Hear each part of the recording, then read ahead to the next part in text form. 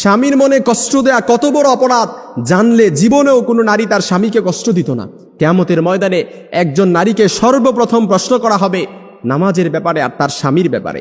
আম্মা জান আয়েশা রাদিয়াল্লাহু তাআলা আনহা বলেন, ইয়া মাশারান নিসা, হে নারী সম্প্রদায়, লাউ তাআলামনা হাক্কা আজওয়াজি কুন্না আলাইকুন্না, তোমরা যদি জানতে তোমাদের কতটা দায়িত্ব স্বামীদের উপর, লাজালাতিল মারআতু মিনকুন্না তামসাহুল গুবার আন কাদামাইহি যাওজিহা বিখাদ্দি ওয়াজহিহা। অর্থাৎ স্বামীর উপর যে কতটা দায়িত্ব, তোমরা যদি স্বামীদের গুরুত্ব বুঝতে পারতে তাহলে তোমাদের গাল দিয়ে স্বামীর পায়ের ধুলা মুছে দিতে। সুবহানাল্লাহ বিহামদি। এতটা গুরুত্ব স্বামীদের উপর।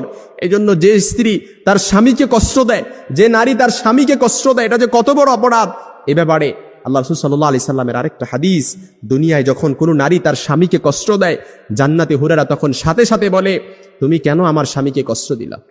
কেন তুমি আমার স্বামীকে কষ্ট দিলা? কাতালা কিল্লা, আল্লাহ তোরে ধ্বংস করুক, আল্লাহ তোরে ধ্বংস করুক। কেন জান্নাতে হুরেরা এমন বলে? কারণ তারা বলে, এই স্বামী যেমন তোমার ঠিক তদ্রূপ এই স্বামী আমাদেরও। কারণ সে দুনিয়া থেকে মৃত্যুবরণ করতে দেরি, জান্নাতে আসতে দেরি, তার জন্য আমাদেরকে অবধারিত করতে আল্লাহ তাআলা দেরি করবে না। এজন্য মনে রাখবেন যে নারীরা তার স্বামীকে কষ্ট দেয়, আপনি তো বোঝেন না, আপনি যে স্বামী পাইছেন এটা একটা হীরার টুকরা পাইছেন।